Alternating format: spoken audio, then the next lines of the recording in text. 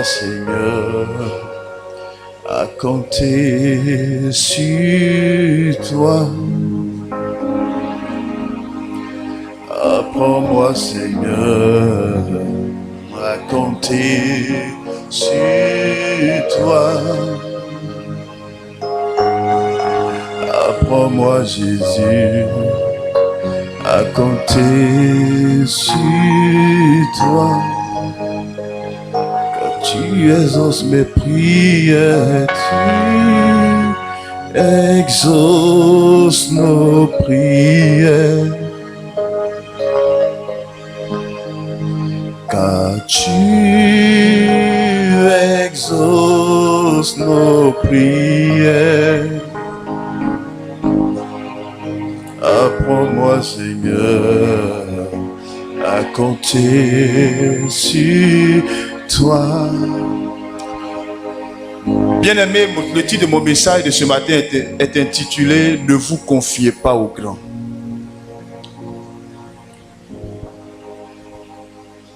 Gethsémane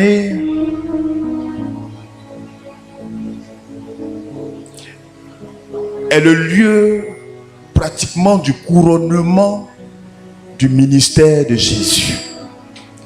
Lorsque Jésus est venu sur la terre, il est venu pour un but bien précis qui avait été prophétisé depuis des centaines de siècles par le prophète Ésaïe. Dans Ésaïe 53, il disait: qui a cru à ce qui nous avait été annoncé? Il a porté nos maladies, il a porté les souffrances, et par ses meurtrissures nous avons été guéris. Ésaïe avait annoncé depuis des centaines de siècles ce que Jésus viendrait faire. Et lorsque Jésus est venu sur la terre, en ce point précis à Gethsémane, il était pratiquement à la fin de sa mission. C'est le lieu où il a été arrêté. Et cette nuit-là, Jésus se retire dans le jardin avec ses disciples. Et Jésus avait déjà vu depuis le ciel que le temps de sa souffrance était arrivé. Il avait déjà vu depuis le ciel qu'après Gethsémane, il allait directement souffrir à la croix. Il allait directement payer le prix, porter les péchés de l'humanité et connaître humiliation. Jésus voyait la mort qui approchait de lui. Alléluia. Il voyait l'humiliation approcher de lui. Il voyait la souffrance approcher de lui. Et devant cette mort certaine, Jésus a fait une prière. Il a dit: Père, s'il est possible, éloigne cette coupe de moi, éloigne cette mort certaine de ma vie. Bien qu'il voyait la mort approcher vers lui, bien qu'il voyait l'humiliation, la tristesse, le rejet approcher de lui, vous voyez que Jésus ne s'est pas tourné vers ses disciples. Il n'a pas cherché le secours en l'homme, mais il a élevé la voix vers l'Éternel, vers son Père, pour faire une prière, pour demander le secours et le soutien de son Père. Lorsque Jésus était sur la terre, il n'adressait jamais des demandes à des hommes. Lorsque Jésus était sur la terre, il ne cherchait jamais le secours dans les bras des hommes. Même devant la mort, même devant l'humiliation, même dans la détresse, là où à Gethsémane, il savait que les gens viendraient l'arrêter et que ce serait une souffrance énorme, il n'a pas demandé de l'aide auprès de ses disciples. Il n'a pas demandé à ses disciples d'essayer de voir comment on pouvait se rapprocher de Hérode à l'époque. Il n'a pas demandé à ses disciples d'essayer de voir comment ils pouvaient se rassembler pour assurer sa sécurité ou pour assurer un soutien. Il a élevé la voix vers l'Éternel, vers son Père. Il a cherché du secours uniquement dans la puissance de Dieu. Alléluia. Alléluia. Jésus n'a pas regardé aux hommes. Jésus n'a pas regardé aux hommes bien placés qui étaient auprès de lui. Il n'a pas cherché le secours dans les bras de la chair, mais il a cherché le secours dans les bras de l'Éternel Dieu. Alléluia. Alléluia. Je vous ai dit ici la dernière fois, être chrétien, c'est marcher comme Jésus a marché. Et ses apôtres qui étaient auprès de lui, après que Jésus ait été crucifié, après que Jésus soit mort, lorsqu'ils ont commencé à répandre l'évangile, et même devant les persécutions, dans Actes chapitre 4, vous verrez que les disciples du Seigneur ont été arrêtés et il leur a été interdit de prêcher l'évangile du Seigneur Jésus-Christ. Ils ont été attrapés, ils ont été frappés et ils ont été relâchés avec à l'appui la menace de ne plus prêcher Jésus-Christ de Nazareth. Alléluia. Devant la persécution, devant la méchanceté, devant le malheur qui les guettait, ces apôtres avaient vu que lorsque Jésus était sur terre, dans les moments de détresse, il ne levait la voix que vers Dieu seul. Il ne cherchait jamais le secours en l'homme. Il ne cherchait jamais le bras de chair comme des appuis, mais il élevait la voix vers Dieu. Et donc, lorsque eux-mêmes étaient en difficulté, lorsqu'on les a menacés de mort s'ils annonçaient Jésus, vous verrez dans Actes chapitre 4 qu'ils ont fait une prière, ils ont élevé la voix vers Dieu. Ils ont dit, Père, regarde la menace des hommes, regarde leur méchanceté, regarde ce qu'ils nous font subir. Et maintenant, étends ta main et donne à tes serviteurs d'annoncer ta parole avec assurance. Alléluia. Ce qu'ils ont vu Jésus faire, c'est ce que ses disciples faisaient. Ils ne faisaient pas ce qu'ils n'ont pas vu Jésus faire. Et dans Actes chapitre 12, vous verrez encore une fois que Jacques a été arrêté par Hérode pour être exécuté le jour de la Pâque. Et devant cette mort certaine qui guettait la porte Jacques, la Bible déclare dans Actes chapitre 12 que l'Église s'est levée d'une seule voix. Et de jour comme de nuit, l'Église élevait la voix vers Dieu.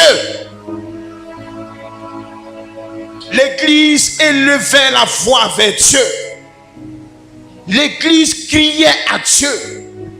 Il disait, Père, aide-nous. Regarde, Jacques a été arrêté. Jacques sera exécuté dans quelques jours. Si tu ne fais rien, il sera exécuté. Père, fais quelque chose. Et la Bible déclare que sur la prière de l'Église, Dieu a envoyé son ange qui est entré dans la prison, qui a endormi les gardes et qui a fait sortir la porte Pierre. Alléluia.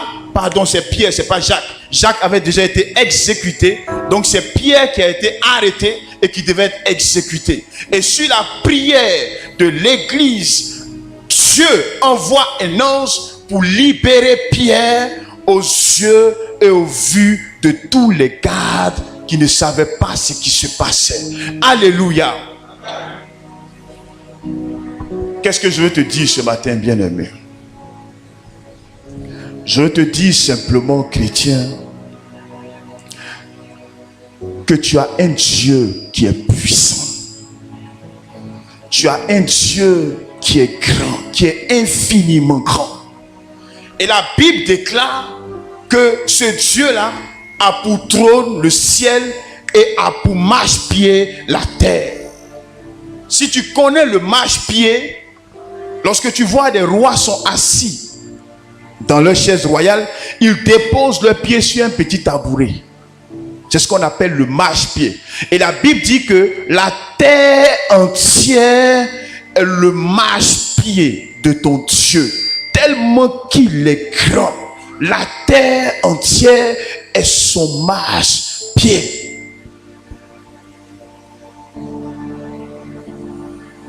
Tu as un Dieu qui est grand, Mais malheureusement, tu n'en as pas conscience. Tu n'as pas conscience de la grandeur de ton Dieu. Les gens de l'ancien temps, les gens de la Bible, les disciples du Seigneur avaient conscience de la grandeur de Dieu. Ils avaient conscience de ce que le Dieu qu'ils priaient était infiniment puissant, capable de toutes choses. Donc jamais tu ne les voyais aller se prosterner devant des hommes pour adresser des requêtes à des hommes. Non! Quelle que soit la situation dans laquelle ils étaient, ils fléchissaient les genoux et ils criaient à Dieu. Ils disaient, Dieu, regarde ma situation. Dieu, fais quelque chose. Dieu, lève-toi de ton trône. C'est toi ma force. C'est toi ma forteresse. Je ne crie que vers toi seul. Fais quelque chose. Jamais tu ne verras dans la Bible Jésus en train d'adresser de l'aide à un homme. Jamais. Jamais tu ne verras ses disciples en train de se prosterner devant des hommes pour leur adresser des requêtes ou leur faire des demandes que ce soit. Quelle que soit la situation dans laquelle ils étaient, quel que soit le péril qui les guettait, ils ne se prosternaient que seulement devant Dieu. Alléluia. Alléluia. Chrétien, réveille-toi. Aujourd'hui, malheureusement, nous avons une nouvelle race de chrétiens qui proclament que Dieu est puissant, mais qui n'ont pour Dieu que des hommes. Il déclare que son Dieu est puissant, mais tu le vois se prosterner devant des hommes. Alléluia. Est-ce que tu connais le Dieu que tu pries? Il est celui qui s'appelle l'Éternel des armées. Est-ce que tu le connais bien? Est-ce que tu le connais? Il dit dans le psaume 146, au verset 2-3, il dit, ne vous confiez pas aux grands. Ne vous confiez pas aux grands, chrétiens. C'est une malédiction que de placer votre confiance en des hommes. Jérémie 17, verset 5 dit, c'est une malédiction que de mettre votre confiance en des hommes. Frère, le Dieu qui s'appelle Jésus-Christ de Nazareth, il est celui qui a fondé le ciel. Il a fondé la terre. Comment tu peux avoir un si grand Dieu, un Dieu si puissant, un Dieu si redoutable, et tu en es encore en 2018 à te prosterner devant des hommes, et tu en es encore à tendre ta main à des hommes, et tu en es encore à exprimer tes besoins à des hommes. Pourtant tu as auprès de toi le Dieu infiniment grand, celui dont il est écrit que rien ne lui est impossible. Il est auprès de toi, mais tu le laisses et tu cours après des hommes. Tu cours après les hommes. Tu tends ta main à des hommes. Lorsque tu as un besoin, ton souci premier, ce n'est pas de jeûner et de prier, mais c'est d'appeler telle personne qui va te secourir. Non, chrétien. Non. Lorsque nous agissons ainsi, le cœur de Dieu est attristé. Lorsque nous agissons ainsi, le cœur du Seigneur est attristé. Je me souviens de mes moments les plus difficiles, quand je venais de me convertir aux environs de l'année 99-2000 par là. J'avais besoin un jour d'une cassette. Une cassette pour faire un enregistrement. À l'époque, c'était tellement compliqué. Il n'y avait pas encore les CD, n'étaient pas encore bien sortis. Et c'était tellement compliqué que même pour avoir 300, pour payer une cassette, c'était difficile. Oh, je me souviens de ce jour-là. Je me suis prosterné dans la présence de Dieu. Et j'ai dit, Seigneur, donne-moi une cassette. Seigneur, j'ai besoin d'une cassette. Seigneur, j'ai besoin d'une cassette. Parce que depuis là-bas, Dieu m'avait appris, ne tends jamais la main à un homme. Et pendant que j'étais prosterné, je me rappelle, priant pour une cassette à l'époque qui coûtait peut-être 300 francs. Je n'avais pas les moyens de l'acheter. J'ai vu un de mes neveux qui était encore bébé. Il est venu, il est rentré sur moi dans la chambre avec une cassette. Une nouvelle cassette. Me tendant ça. Frère, tu ne connais pas le Dieu que tu pries. Tu ne sais pas de quoi il est capable. Tu ne sais pas. Et ce matin, je vais enlever en toi cet esprit de dépendance des hommes. Le neveu, il était tout petit. Il devait avoir peut-être, oui, 1 an maximum. Il est venu, il est rentré dans ma chambre. Et il m'a tendu la cassette. Et j'étais tellement impressionné. Et je lui ai demandé, où tu as enlevé ça? Et il dit, papa. Comme vous savez, les enfants de 1 an, de 6 mois parlent. Il ne parle pas, mais il me tend la cassette. Il ne peut pas m'expliquer où il a enlevé la cassette. Jusqu'aujourd'hui, c'est une situation que je n'ai pas encore fini de régler. Je ne sais pas où il a enlevé la cassette.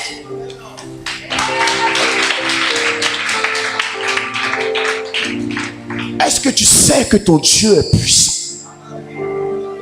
Qu'est-ce que vous faites en bas des hommes? Qu'est-ce que vous faites en bas des hommes chrétiens? Qu'est-ce que vous faites sous les hommes? Qu'est-ce que vous faites sous les hommes? Qu'est-ce que vous avez à vous mettre à genoux, à vous compromettre en laissant Dieu pour exprimer vos besoins aux hommes?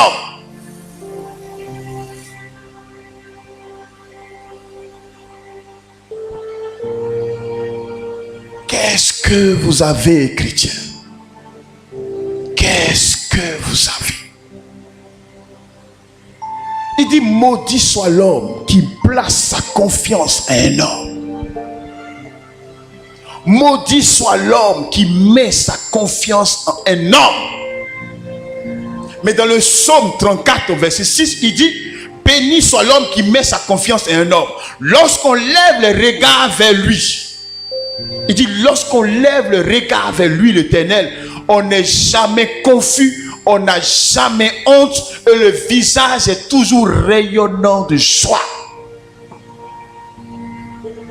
Qu'est-ce que tu fais sous les hommes?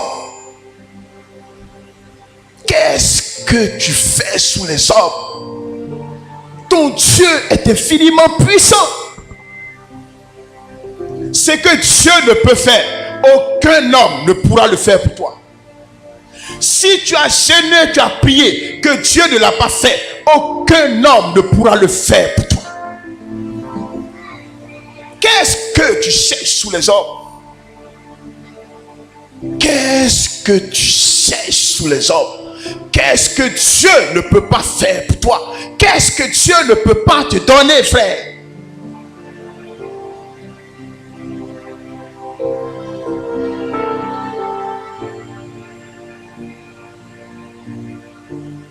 Je connais l'histoire des sœurs. Une guerre, une attaque était programmée dans une nation. Et ces jeunes sœurs-là étaient en prière lorsque le maire de la ville, qui avait entendu parler de ces jeunes sœurs, a envoyé des gens les chercher pour leur dire, la guerre va rentrer dans la nation, venez vous réfugier avec nous à la mairie. Ces jeunes filles ont regardé le maire, elles ont dit, selon le psaume 118, il est écrit, mieux vaut se confier en l'Éternel que de se confier en des hommes. Nous ne bougerons pas, nous resterons ici et nous crierons à Dieu. Si nous devons mourir, nous allons mourir en criant à Dieu. Qu'est-ce que vous faites sous les hommes? C'est pourquoi votre vie chrétienne va de déception en déception, de tristesse en tristesse. Parce que le secours de l'homme n'est que vanité. L'homme pourra t'aider à un point A, mais il va arriver des circonstances qui feront que l'homme ne pourra pas faire au-dessus de là où il t'a aidé et tu seras livré à toi-même. Le secours de l'homme n'est que vanité. Et lorsque la guerre est rentrée dans cette nation, les forces ennemies ont frappé tout le pays, à l'exception de cet endroit où ces sœurs étaient là, priant et levant la voix vers le Seigneur.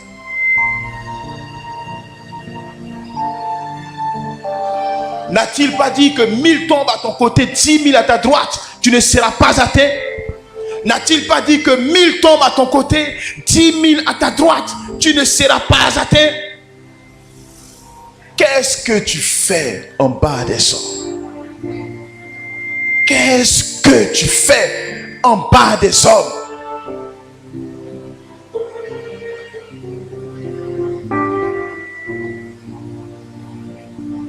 Qu'est-ce que tu fais en bas des hommes?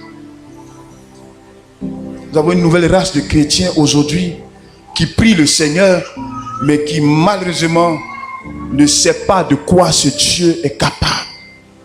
Lorsque les difficultés surviennent, le premier réflexe est de prendre le téléphone pour appeler des hommes, des mortels, des gens qui sont faits de poussière, laissant Dieu et courant vers les hommes. Dieu est infiniment puissant, frère. Ma vie est un témoignage de la puissance de Dieu. Lui qui m'a pris derrière une cabine avec simplement un budget de 10 000 pour me propulser dans un concours où il y avait près de 2000 personnes et où 17 personnes ont été prises. Dieu m'a fait entrer là-bas. 2000 personnes sur 17 admis. Il n'y a aucun homme sur cette terre qui est né d'une femme et qui marche sur la terre, qui peut dire qu'il a manœuvré pour que je sois ce que je suis aujourd'hui, à l'exception de Jésus-Christ de Nazareth. Qu'est-ce qu'il ne peut pas faire? S'il a fait pour moi, il peut le faire pour toi. S'il a fait pour X, il peut le faire pour toi. Mais le problème que Dieu a avec toi, c'est que tes regards sont tournés vers les hommes et tes regards sont tournés en même temps vers lui. Il ne partage pas sa gloire. Il ne partage pas sa gloire. Il ne partage pas sa gloire. Et c'est pourquoi tu souffres, c'est pourquoi tu pleures. Criant à Dieu, courant vers les hommes, criant à Dieu, se prosternant vers les grands de ce pays, se prosternant vers les grands de ce monde. Non, il dit ne vous confiez pas aux grands. Il dit ne place pas ta vie entre les mains d'un homme. L'homme te décevra. Qu'est-ce que tu fais avec tes hommes? Qu'est-ce que tu fais sous les hommes? Quand l'homme tombera, tu tomberas aussi. Des gens avaient bâti leur vie sur le régime du président Gbagbo. Lorsque le régime est tombé, ils sont tombés. L'homme tombera toujours. Chrétiens, vous avez un Dieu qui est infiniment grand. Si vous pouvez comprendre qui est ce Dieu, vous cesserez d'expliquer vos problèmes à des hommes. Lorsque tu as un problème, en parle à Dieu et tais-toi. Si Dieu ne fait pas le miracle, subit l'humiliation, c'est que c'est sa volonté. Qu'est-ce que vous avez, chrétiens? Qu'est-ce que vous avez? Qu'est-ce que vous cherchez sous les hommes? Tout le monde court pour avoir des relations. Des relations d'hommes. Pour faire quoi ça? Pour faire quoi avec? Je me souviens à l'époque, quand je venais de travailler, j'étais encore stagiaire, je faisais le stage dans quelque part. Un jour, mon patron m'a regardé. Il dit, mais toi, tu es un homme qui est directeur de société. Il faut qu'on aille le voir pour qu'il nous donne la société comme client. Je lui ai dit, je l'ai regardé droit dans les yeux, je lui ai dit, moi, je n'irai jamais le voir. Si cette société-là doit venir à moi, Dieu va lui dire, il va prendre pour me trouver, mais je ne bougerai pas. Mon patron m'a regardé comme ça. Il dit, tu n'es pas normal.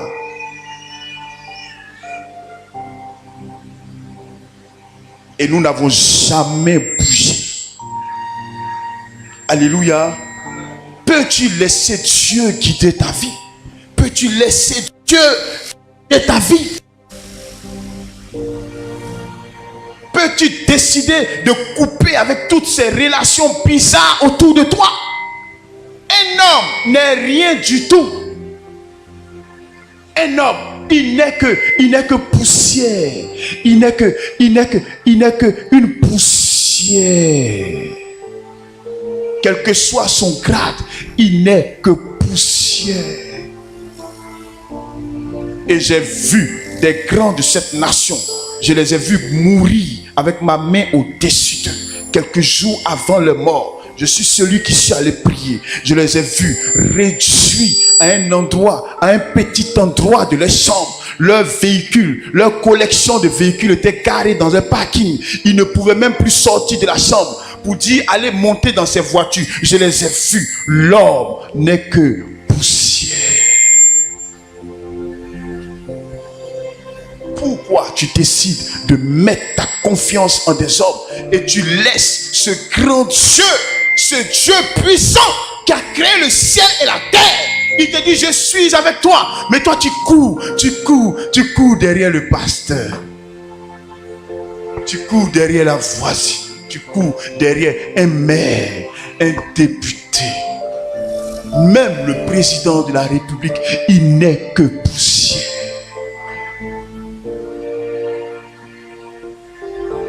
Alléluia. C'est pourquoi nous chrétiens nous vivons difficilement. Parce que nous avons limité Dieu à chasser des démons. Nous avons limité la puissance de Dieu à ne faire que des miracles de guérison. Il est celui qui connaît le passé, qui connaît le présent et qui connaît le futur. Il est celui qui connaît toutes choses. Et je me souviens, lorsque je faisais ce concours, Dieu s'est révélé à mon jeune frère et il est venu me trouver. Pendant que nous n'avions même pas encore composé, il est venu me trouver. Il dit, parle l'Éternel, voici les notes que tu auras. Qu'est-ce que Dieu ne peut pas faire? Il dit, ainsi parle l'Éternel, pour que tu saches que ça vient de moi et non pas de ton intelligence. Il y a une matière où tu auras une mauvaise note. Il y a une autre où tu auras une note grande. Et lorsqu'on mettra les deux ensemble, ça te donnera la moyenne juste. C'est par ce signe que tu sauras que c'est moi l'Éternel qui te lève.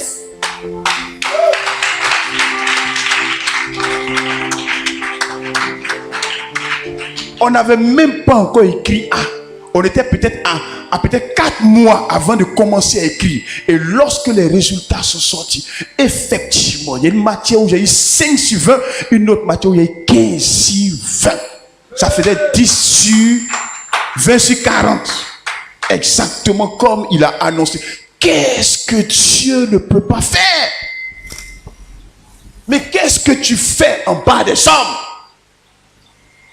Ne te confie pas en l'homme, qui qu'il soit, quel que soient ses grades, quels que soient ses milliards. Ne te confie pas en lui. Coupe ça.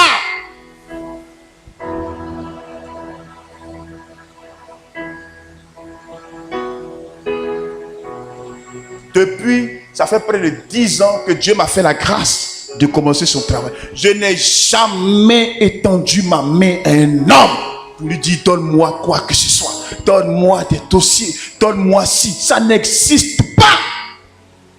Demandez à Dieu au ciel, il va vous dire. Jamais. J'ai dit si je dois mourir de faim, je vais mourir de faim. Mais si je prie, je gêne que Dieu ne m'exauce pas, c'est que c'est pour mon bien.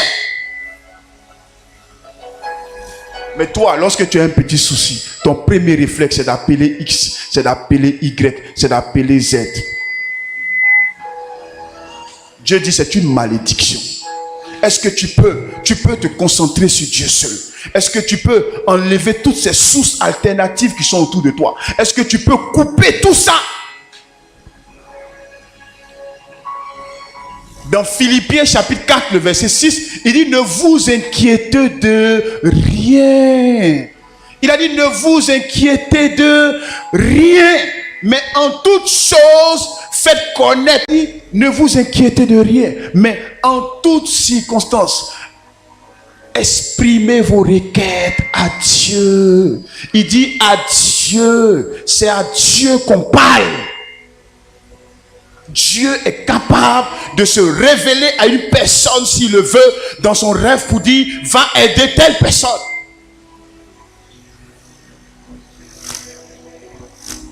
Lorsque Élie a tué les prophètes de Baal et que Élie est allé se réfugier, la Bible dit que Dieu a suscité un corbeau pour venir le nourrir chaque jour. Il a ordonné à un corbeau de venir nourrir son serviteur. Qu'est-ce qu'il ne peut pas faire? Qu'est-ce qu'il ne peut pas faire? Pour que tu en sois à te prosterner devant des hommes. Pour que tu en sois à te prosterner devant des autorités. Tu es un Dieu qui peut tout et tu le laisses et tu cours derrière la poussière. C'est pourquoi ta vie est compliquée. C'est pourquoi ta vie est bizarre. C'est pourquoi ça ne va pas devant, ça ne va pas derrière. Parce que toutes les fois que tu vas vers l'homme, Dieu croise ses bras et il te regarde. Est-ce que tu peux prendre ce risque-là? Est-ce que tu peux prendre? La foi est un risque. Mais si tu prends ce risque pour Dieu, tu n'auras jamais honte. Malheureusement, beaucoup de personnes parlent de Dieu, mais malheureusement ne connaissent pas Dieu. Ils ont l'impression que ce qui est écrit ici, bon, ben, c'est une écriture, bon, c'est une écriture, c'est écrit, bon. Ce n'est pas qu'une écriture. C'est ce dont Dieu est capable qui est écrit ici. Lorsqu'il dit ne t'inquiète de rien, mais en toutes circonstances, élève la voix vers moi, ça signifie que si tu élèves la voix vers lui, il fera, il le fera.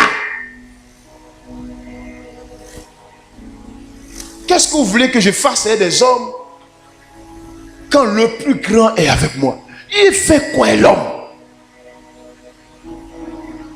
Il fait quoi en bas de l'homme? Toutes les fois que nous autres, nous sommes confiés en l'homme, avant, lorsqu'on ne connaissait pas ça, on courait après des oncles, on courait après des tantis, des tontons. On a exprimé, on a vécu que la déception. On a vécu que la déception. Tout ce que vous vivez aujourd'hui, nous autres, on a vécu ça. Donc nous sommes bien placés pour vous dire, sortez de ces connexions. Tout le monde ne marche pas dans les connexions. Je n'ai aucune connexion sur cette terre. Je n'ai que Jésus-Christ de Nazareth seul. Il est ma source. Il est mon pourvoyeur. Il pourvoit tellement qu'au quartier ici, des jeunes gens disent que je suis franc-maçon. Alléluia. Il pourvoit tellement qu'on ne peut pas croire que Dieu est capable de pourvoir ainsi. Donc lorsqu'on a élevé ce temple, on dit voilà, c'est ce qu'on vous disait depuis. Il a un canari dans sa chambre qui fait sortir l'argent. Il a canari, on vous a dit c'est sur des papiers. En 3 mois, ils ont fait église comme ça. C'est pas affaire de canari. C'est une affaire que mes regards ne sont fixés que sur Dieu seul. Et il a dit, si tu élèves le regard vers lui, jamais tu ne seras confus. Alléluia, alléluia. Est-ce que tu comprends ça? Est-ce que tu comprends ce message? Est-ce que ce matin, tu vas prendre des décisions? Tu vas mettre cela en pratique? Moi, je n'ai pas carte de visite de quelqu'un. Pas carte de visite de quelqu'un. Donc Dieu me fait la grâce de rencontrer des personnalités. Je n'ai pas carte de visite de quelqu'un. Eux, ils ont ma carte de visite. Moi, je n'ai pas ma carte de visite. Pourquoi? Le Dieu, celui qui est plus grand, est avec moi. Il fait quoi une carte de visite de l'homme? Il fait où est ça? Et donc, vous êtes dans des situations difficiles. Vous pensez que vous êtes condamné à ça. Mais vous êtes condamné à ça parce que vous avez des sources alternatives. Je crois que Dieu peut bénir celui qui roule le taxi. Il est capable de le bénir d'une façon surnaturelle s'il n'a que Dieu seul pour appui. s'il ne compte que sur Dieu seul, et s'il ne vit que pour Dieu seul, il est capable de t'élever dans une dimension terrible. Alléluia. Alléluia. Dieu dit c'est une malédiction de mettre sa confiance en l'homme. Lorsque tes regards sont vers l'homme, frère, cette malédiction-là s'est libérée et se pose sur toi et tu n'iras nulle part. Tu vas beau te réveiller, tu vas beau jeûner, tu vas beau pleurer, mais si ton regard est sur un homme, Dieu ne fera absolument rien pour toi. Qu'est-ce que vous cherchez en bas des hommes? Qu'est-ce que vous cherchez en bas des hommes? C'est pourquoi les païens ne sont pas intéressés à cette affaire de Jésus. Parce qu'ils se disent, voici des gens qui proclament qu'ils ont un grand Dieu. Mais quand ils ont faim, c'est vers nous ici, ils viennent demander là. Hein?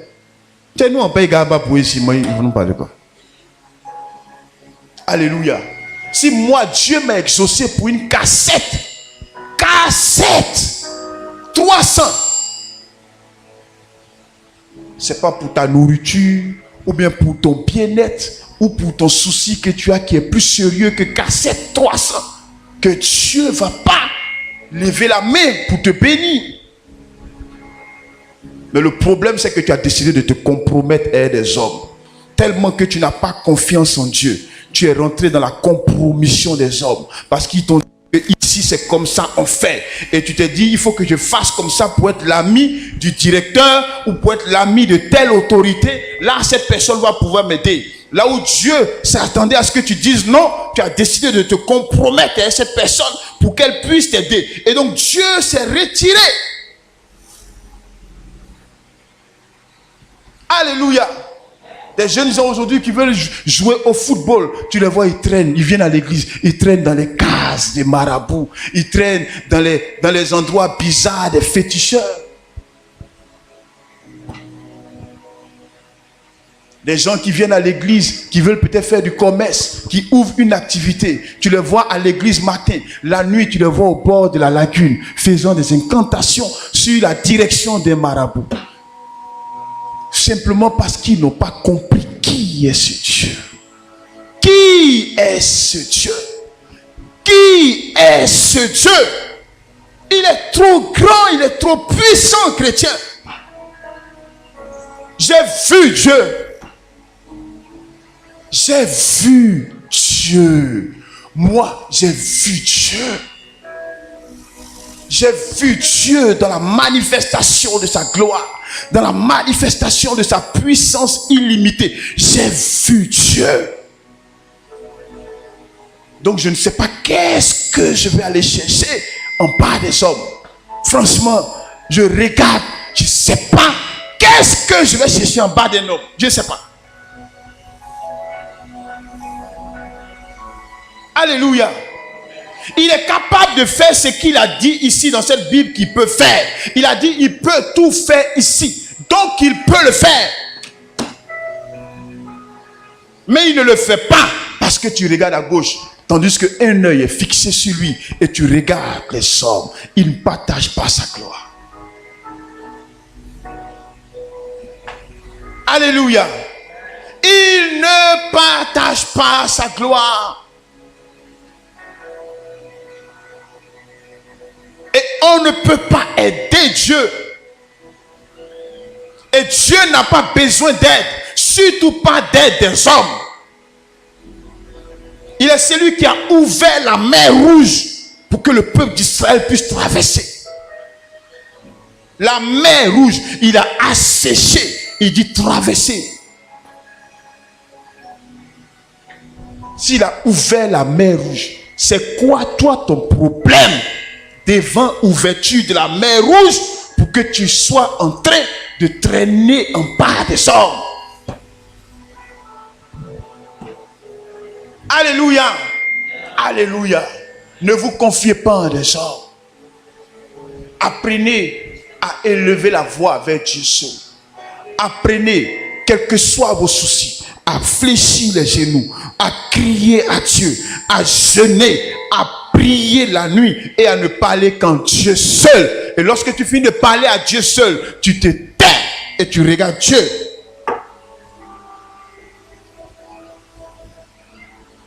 Si Dieu ne t'a pas exaucé, c'est qu'aucun homme ne pourra t'exaucer.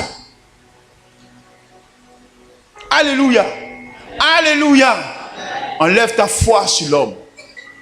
Enlève ta foi sur l'homme. Enlève ta confiance en l'homme. Enlève ta confiance en l'homme chrétien.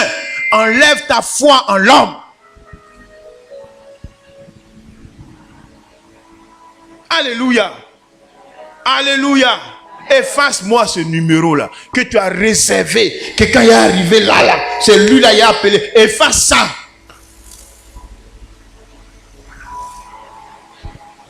J'ai dit efface ça. Il y a un petit numéro que tu as caché quelque part là. Tu as mis ça en code. Il ne faut pas que quelqu'un va décoder pour savoir que peut-être c'est le ministre et puis il va réussir aussi comme toi. Efface ça. Parce que si quelqu'un prend ton portable qui manipule, il va voir que c'est le ministre. Donc tu as mis un nom bizarre. C'est toi qui disais que ça, c'est le ministre qui est là. Tu attends un truc là. Dès que ça arrivé, en même temps, le ministre, son téléphone est au courant. Efface-moi ça. Efface-moi ça. Moi, je ne te prêche pas les livres, je te prêche la réalité pratique de la vie avec Dieu. J'ai dit à qui veut l'entendre, moi, Betty, il n'y a pas de problème sur la terre. Alléluia. Je n'ai pas de problème sur la terre des hommes. Je mange ce que je veux du 1er au 30e. Parce que j'ai appris à fléchir mes genoux devant Dieu. J'ai appris à crier à Dieu. J'ai appris à jeûner pour parler à Dieu seul. Et Dieu s'est toujours souvenu de moi. Et il le fera aussi pour toi. Je suis parvenu des fois à mettre Dieu dans les situations telles que Dieu a vu que s'il ne descend pas pour agir, il va avoir honte. Donc Dieu est obligé de descendre pour agir parce qu'il a vu qu'il n'y avait pas d'autre source en dehors de lui. Alléluia. Nous on a gêné 10 jours pour dire à Dieu, donne-nous nom d'église. Dieu a envoyé ange pour dire, voici nom d'église. Donc quand tu sors de ça là, il y a quoi encore qui peut t'effrayer encore?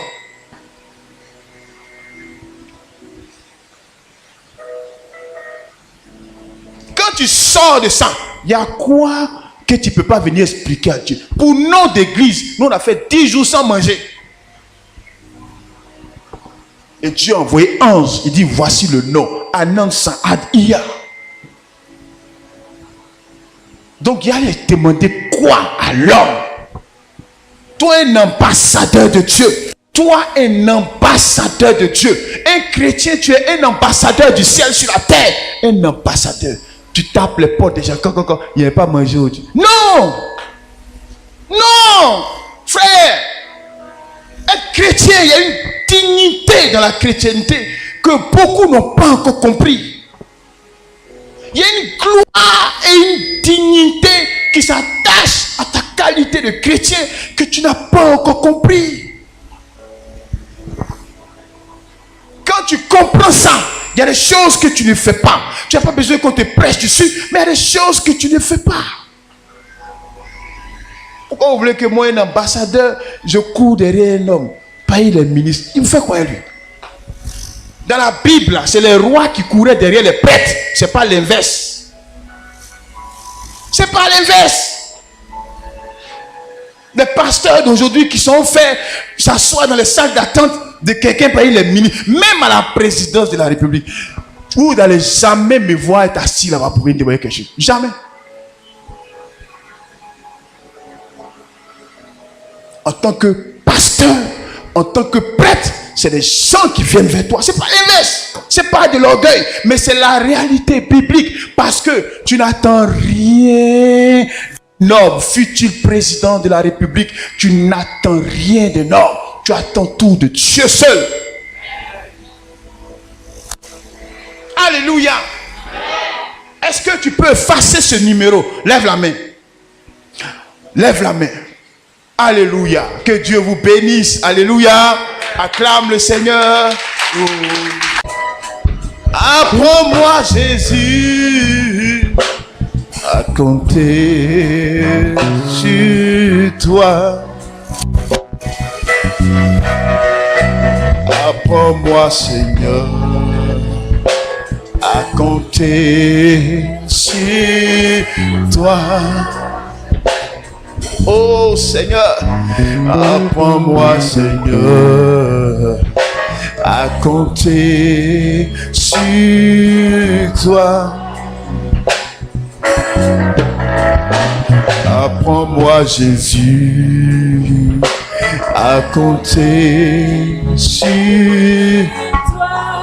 Que tu exauces mes prières.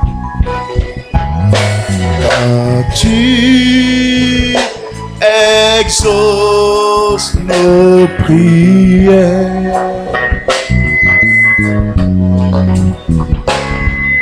Quand tu exauces nos prières. Apprends-moi, Seigneur, à compter sur toi. Apprends-moi, Seigneur, à compter sur toi. Seigneur, merci éternel. Merci pour cette parole que tu nous as donnée ce matin. Le secours de l'homme n'est que vanité, Seigneur. Et tu as dit, quiconque élève les regards vers toi ne sera jamais confus. Et tu as toujours démontré ta fidélité toutes les fois que mes regards se sont posés uniquement sur toi. Je t'ai vu, Seigneur. Je t'ai vu, éternel. Je t'ai vu à l'œuvre, Seigneur. Je t'ai vu faire des choses terribles, éternel.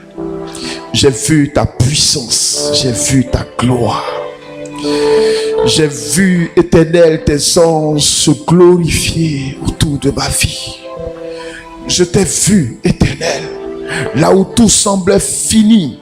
Je t'ai vu te lever de ton trône et renverser la situation. Père, tu es un Dieu fidèle. Apprends-nous à compter sur toi, Père. Apprends-nous, éternel, à enlever notre confiance des hommes. Apprends-nous, Seigneur, à ne compter que sur toi seul. Que ce que tu ne peux pas faire reste sans être fait. Que ce que tu n'es pas capable de faire, Seigneur, ne soit pas fait. Mais aide-nous, Père, à mettre notre confiance en toi seul, notre foi en toi seul, nos pleurs vers toi seul, nos détresses vers toi seul, nos cris vers toi seul. Toi seul, Père, et toi seul, Jésus, toi seul, éternel, toi seul, Père. Pardonne-nous, Seigneur, toutes les fois, éternel, que nous avons regardé à l'homme, toutes les fois que nous nous sommes attendus à l'homme, toutes les fois que nous avons gardé des numéros des hommes comme des fétiches, Seigneur, prêts à y recourir. Oh Seigneur, pardonne-nous, Seigneur, pardonne-nous, Père. Tu as dit, maudit soit l'homme qui met sa confiance en l'homme et qui écarte l'Éternel. Mais béni est celui qui met sa confiance en toi. Il est comme un arbre planté près des eaux et dont les racines s'étendent vers le courant, Seigneur. Même au temps de la sécheresse, il porte des fruits. Même au temps de la sécheresse, il porte des fruits. Même au temps de la sécheresse, celui qui se confie en toi porte des fruits, Seigneur. Pardonne-nous, Seigneur, et apprends-nous, Seigneur, à compter de ce jour, à ne compter que sur toi seul. Nous compterons que sur toi seul. Quels que soient les bouleversements dans cette nation, nous compterons que sur toi seul. Quelles que soient les crises dans cette nation, nous ne compterons que sur toi seul, Seigneur. Quel que soit ce qui se passe autour de nous, nos regards seront tournés vers toi seul, Seigneur. Nous avons compris ta parole aujourd'hui, Seigneur. Tu as dit, ne vous confiez pas à des grands, Seigneur. Nous avons compris, Éternel. Aide-nous, Père, à compter sur toi. Aide-nous, aide ton peuple à compter sur toi. Aide ton peuple, Seigneur, à compter sur toi, Seigneur. Et que ton nom soit béni au nom puissant de Jésus-Christ. Acclame le Seigneur.